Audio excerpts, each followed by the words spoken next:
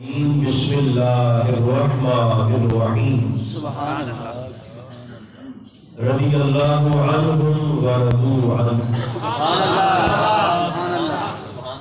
صدق اللہ مولانا العظیم۔ محبت کے ساتھ درود و سلام پڑھیے۔ الصلاۃ والسلام علیک یا رسول اللہ، الصلاۃ والسلام علیک یا حبیب اللہ، الصلاۃ والسلام علیک یا رحمۃ للعالمین وعلی آلک واصحابک سیدی یا شفیع المذنبین۔ اللہ تبارک و تعالی جل مجدہ العظیم کی حمد و ثنا حضور نبی محترم رسول منتشم رحمت عالم صلی اللہ علیہ وآلہ وبارک وسلم کی ذات پرانوار پر بے شمار نذرانہ ہائے درود و سلام پیش کرنے کے بعد حاضرین مکرم، اللہ رب العزت کا شکر ہے جس نے ہماری گردنوں میں غلامی مصطفیٰ کا بٹا عطا فرمایا۔ اللہ کریم میری اور آپ کی زندگی کو مصطفیٰ کریم علیہ السلام کی اتباع، اطاعت اور محبت میں بسر کرنے کی توفیق خاص عطا فرمائے، اور ہم سب کا خاتمہ بھی اسی نسبت پر فرمائے۔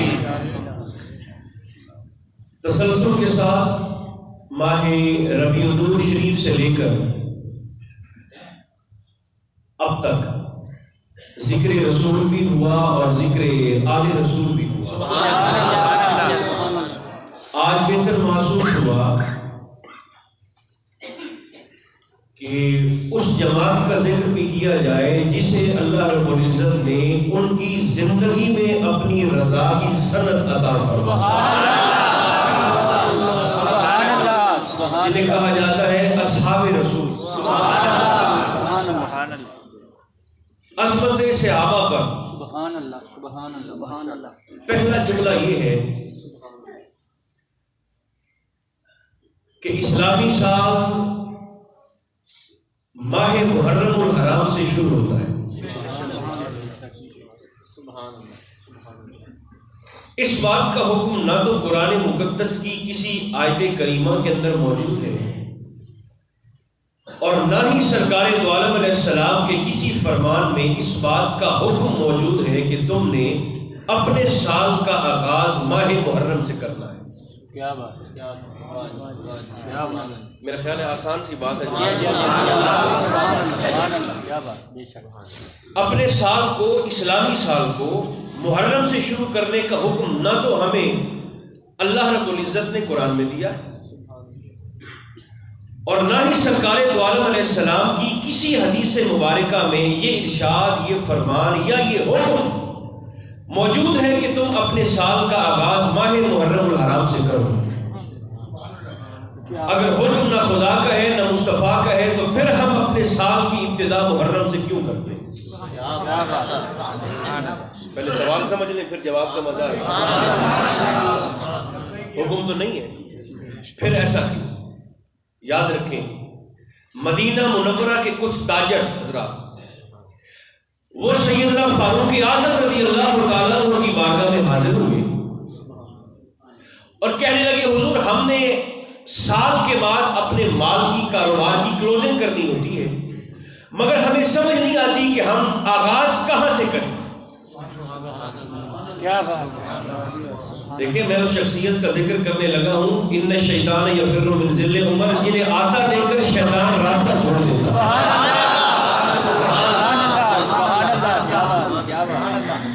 حضور ہمیں سمجھ نہیں آتی، سال کے بعد ہم نے کاروبار کی کلوزنگ کرنی ہوتی ہے، اپنے معاملات کو، کاروباری معاملات کو سمیٹنا ہوتا ہے، ہمیں پتہ نہیں چلتا ہم اپنے اس معاملے کا آغاز کہاں سے کریں۔ سرکار فاروق اعظم رضی اللہ تعالیٰ عنہ آپ نے مخاطب ہو کر فرمایا، دیکھو میرے مصطفیٰ نے ماہ محرم الحرام میں مدینہ منورہ میں قدم رنجہ فرمایا تھا۔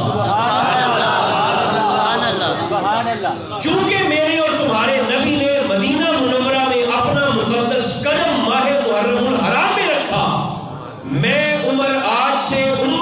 مصطفیٰ میں یہ سلسلہ رائج کرنے لگا ہوں کہ آج کے بعد امت محمدیہ کے سال کی ابتدا ماہ محرم الحرام ہے۔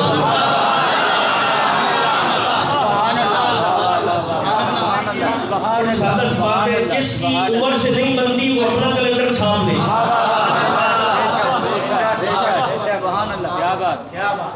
ورنہ اگر ناک میں نتھ مصطفیٰ کی ہے تو سال کو وہیں سے شروع کرنا پڑے گا جو حکم میرے اور آپ کے فاروق اعظم نے ارشاد فرمایا۔ ایک جملہ مجھے پڑھنے کی اجازت ہے، اگر زبانیں کھلتی ہیں تو بولو۔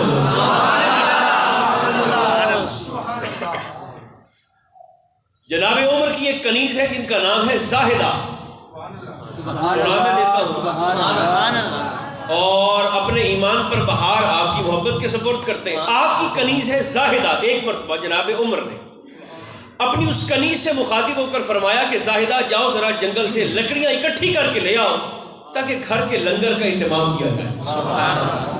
زاہدہ گئی، صبح سے لے کر شام تک جنگل میں محنت کرتی رہی، چونکہ خدمت میں حریص تھیں۔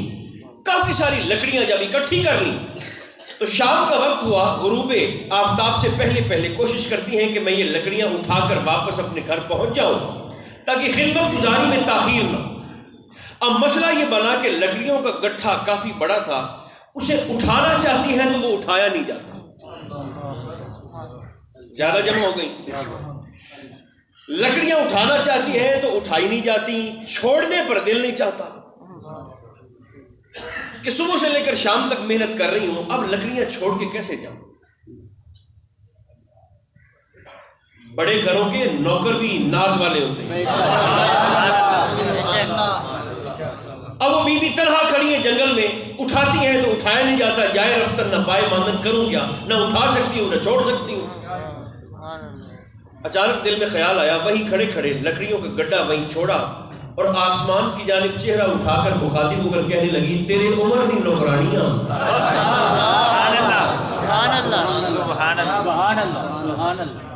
اور لکڑیاں نہیں اٹھائی جاتی، مہربانی فرما ان کے اٹھانے کا کوئی اہتمام فرما۔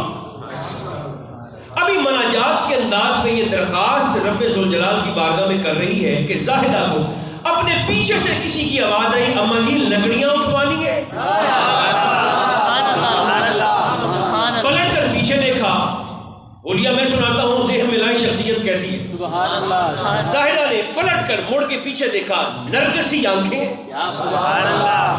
گھنگریالے، کالے سیاہ لمبے لمبے بال، خوبصورت نورانی چہرہ، خوشبو کے حلے، اور لگتا تھا کہ جیسے آفتاب زمین پہ اتر آیا۔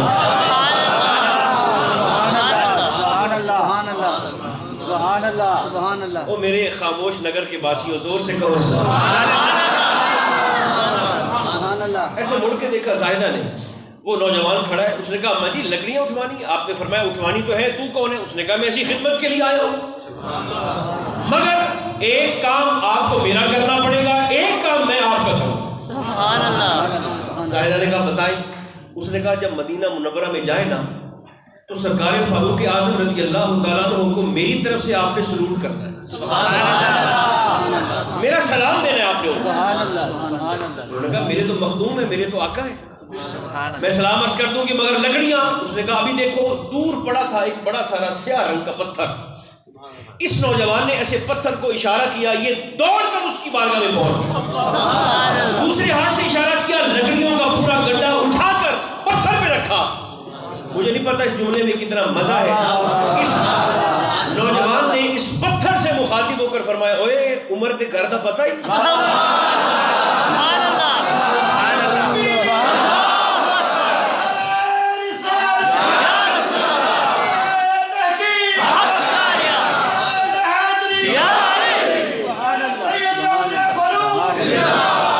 جس کے گھر کو جنگل کے پتھر بھی جانتے ہیں اس کو فاروق اعظم کہتے ہیں۔ اس نے زبان حال میں کہا جی جانتا ہوں۔ اس نوجوان نے کہا جاؤ پھر چھوڑ آؤ۔ آگے آگے وہ پتھر چل پڑا، لکڑیوں کا پورا گڈھا اٹھا کر پیچھے پیچھے زاہدہ آ رہی ہے۔ مدینہ منورہ جب شہر میں پہنچے، اتفاق دیکھیے سامنے سے سرکار فاروق اعظم تشریف لائے،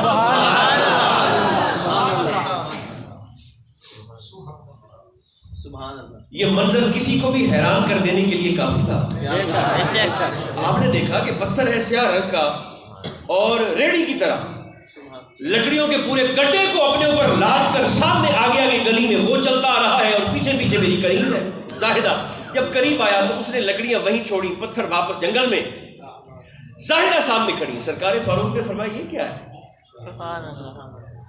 اس نے کہا میرے آقا مجھے بھی نہیں پتا, لکڑیاں اکٹھی کی تھی جنگل میں اور میں نے درخواست کی تھی کہ مولا یہ اٹھانے کا کوئی انتظام فرما. ایک نوجوان پتہ نہیں کہاں سے آیا, اس نے یہ سارا انتظام کر کے دیا ہے. پتھر لکڑیاں یہاں چھوڑ کے آیا اور حضور کو وہ نوجوان آپ کے لیے سلام بھی عرض کر رہا. سبحان اللہ. آپ نے فرمایا ٹھیک ہے مگر وہ تھا کون؟ اس نے کہا حضور میں تو نہیں جانتی اسے. آپ نے فرمایا اچھا چلو پھر سپریم کورٹ میں چلتے ہیں.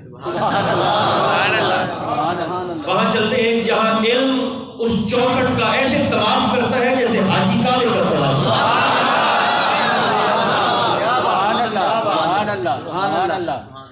آپ چلتے ہوئے تشریف لائے, زاہدہ پیچھے پیچھے ہے.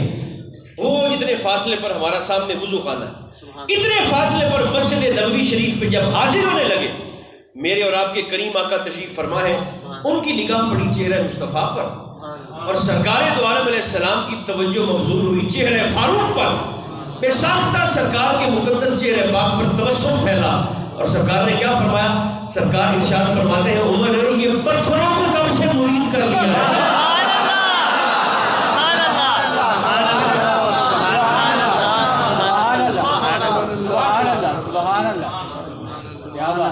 میری ایک بات یاد رکھنا, اسلام کے دو بازو ہیں, ایک صدیق اکبر ہے, دوسرا حیدر کرار ہے. ایک فاروق اعظم ہے, دوسرا عثمان غنی ہے. ایک مصطفیٰ کا خاندان ہے, دوسرے مصطفیٰ کے اصحاب ہیں. اور آج اگر میں اور آپ یہ دعویٰ کرتے ہیں نا کہ ہم حضور کی اولاد سے, سرکار کے اہل بیت سے, حضور کی آل سے پیار کرتے ہیں, اپنا ہی کہا ہوا جملہ دہرانے لگا ہوں, ہم حضور کی آل سے محبت کرنے میں بھی حضور کے صحابہ کے مقتدی ہیں.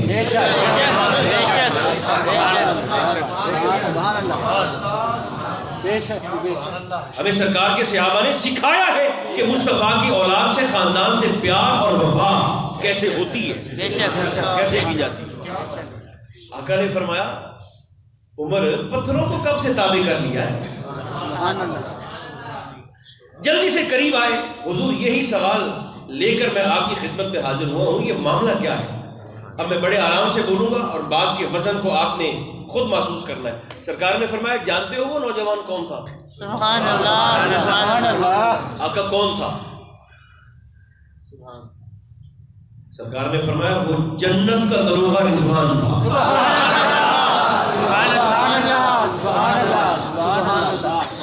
اللہ. نہیں ٹھہر گیا. جس عمر کی لکڑیاں پہنچانے کی ڈیوٹی جنت کا دروغہ رضوان جنت کو تالا لگا کے آگے کرتا ہے. سبحان اللہ. خدا زبانیں کھولے ہوگا سلام. جنت کا چوکیدار جنت کو تالے لگا کر جس عمر کی لکڑیاں پہنچانے کی ڈیوٹی کرتا ہے, رکھو سر پہ قرآن, قیامت کے دن یہ جنت کا چوکیدار عمر کے منکروں کو جنت میں داخل ہونے دے گا.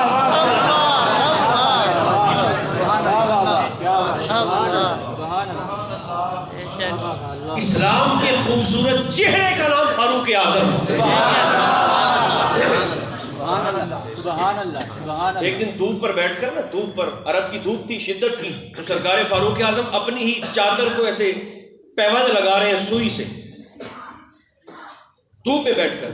دھوپ شدید تھی, وہ دھوپ جب آپ کے جسم پر چبھی نا تو آپ نے بیٹھے بیٹھے جلال سے ایسے سورج کی طرف دیکھا, سورج کو گرہن لگ گیا. جس کے جلال کی تاب آفتاب نہ لا سکے اس کو فاروق اعظم.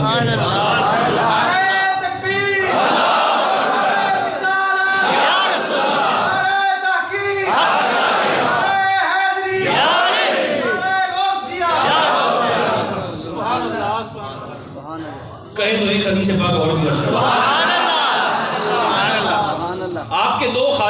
جناب عمر کے، ایک کا نام ہے تمیم داری اور ایک کا نام ہے اسلم،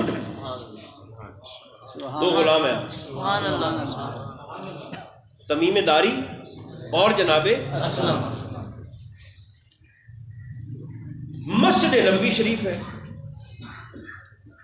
اینٹ کا تکیہ ہے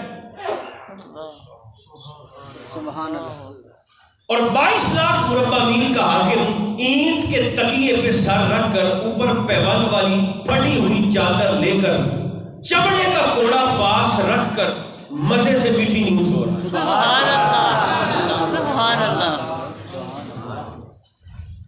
سبحان اللہ، اچانک تمیم داری بھاگتے ہوئے آئے اور کہنے لگے یا امیر المومنین، آپ نے ایسے آنکھیں کھولی اور فرمایا ماذا شئت، کیا بات، کیا چاہیے، کیوں جگایا؟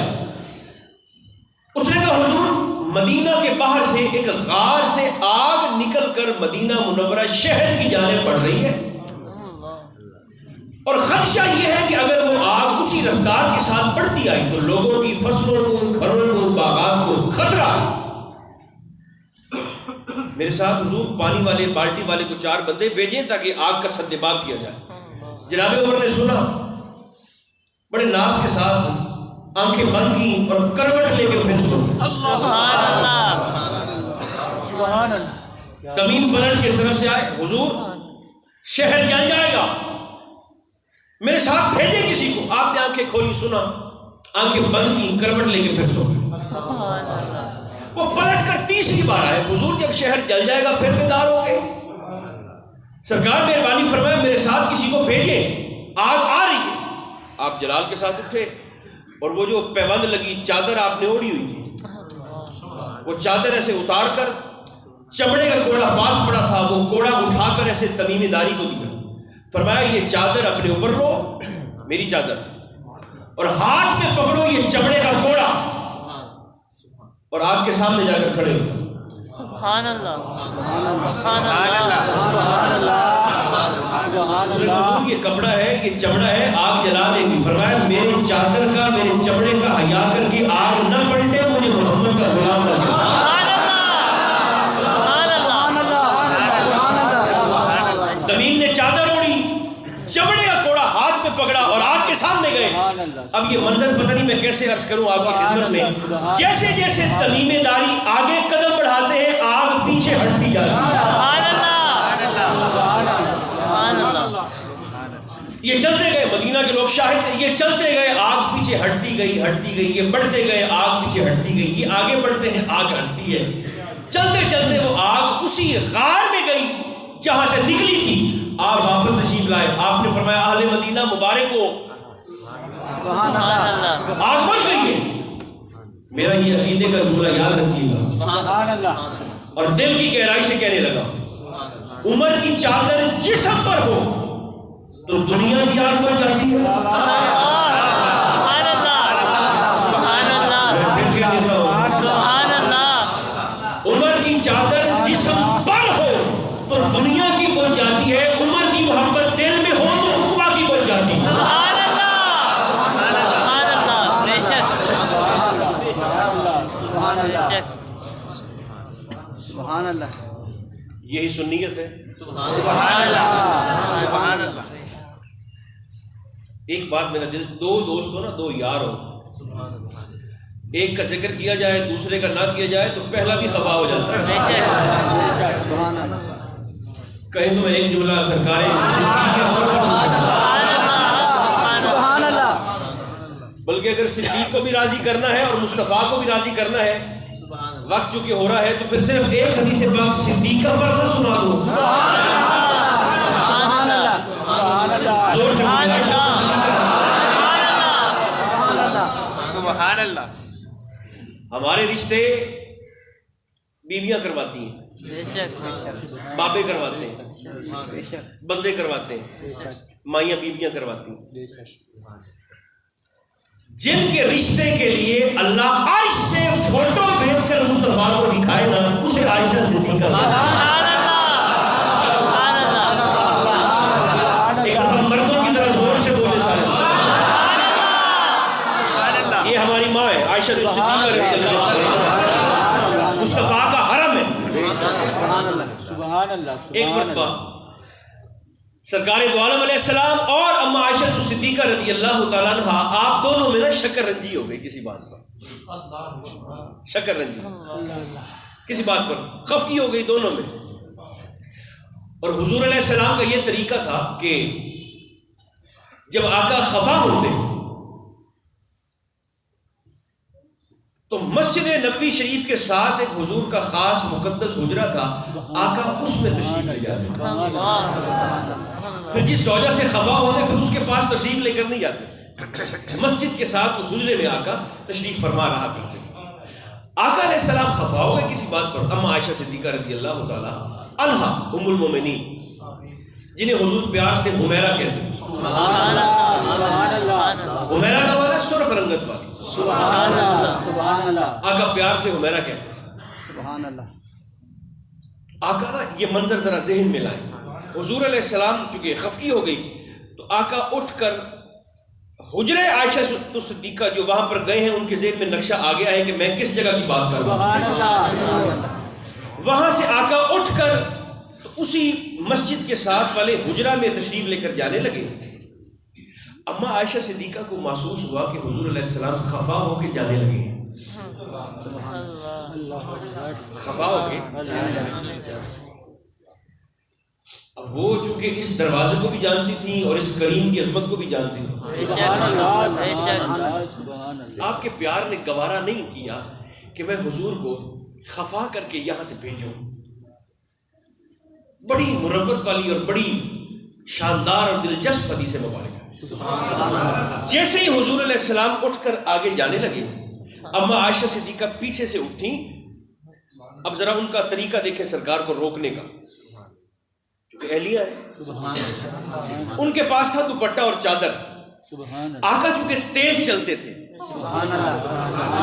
صحابہ فرماتے جب ہمارے آقا چلتے تھے تو ہمیں یوں لگتا تھا کہ جیسے زمین حضور کے پیروں کے نیچے سمٹتی جا رہی ہے، جیسے کوئی شخص چڑھائی سے نیچے اترتا ہے اترائی کی طرف، حضور ایسے چلا کرتے تھے. اما عائشہ صدیقہ رضی اللہ تعالیٰ عنہ وہ اٹھی اور جلدی سے انہوں نے حضور کو اپنی چادر سے دوپٹے سے ایسے روکنا چاہا.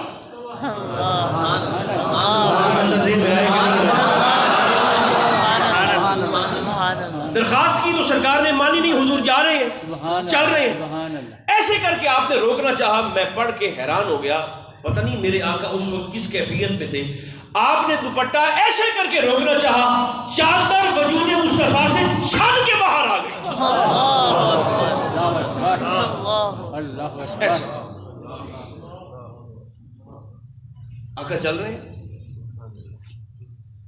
جناب عائشہ صدیقہ کو محسوس ہوا کہ ایسے تو نہیں بات بن رہی، تو خفا ہو کے جا رہے ہیں.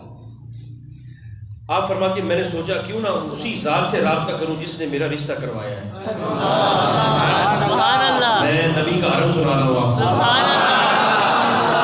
فرماتی ہیں کہ جب چادر سے بھی بات نہیں بنی، منت سے بھی، درخواست سے بھی بات نہیں بنی، تو پھر میں نے جلدی سے مصلی بچھایا، سر رکھا سجدے میں، اور میں نے دعا، التجا، منت، مناجات کے انداز میں عرض کی میرے مولا تیرے محبوب اور میرے بھی محبوب سبحان اللہ. خفا ہو کے جا رہے ہیں، مولا مہربانی فرما. ایک قدم میرے آقا کا مسجد نبوی شریف میں تھا اور دوسرا قدم حجرہ عائشہ صدیقہ میں تھا کہ جبریل آ. سبحان اللہ.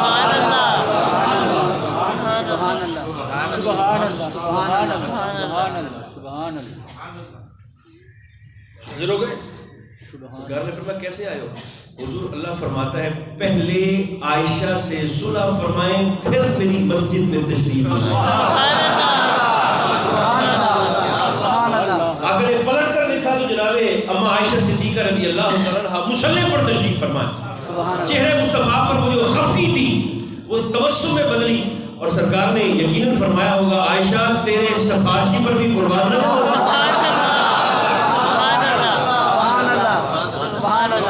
یہ میرا جملہ محبت سے قبول فرما لیں. آخری جملہ ہے جس کی خاطر میرے نبی کے اٹھے ہوئے قدم واپس پلٹ آئے اس کو عائشہ صدیقہ کہتے ہیں.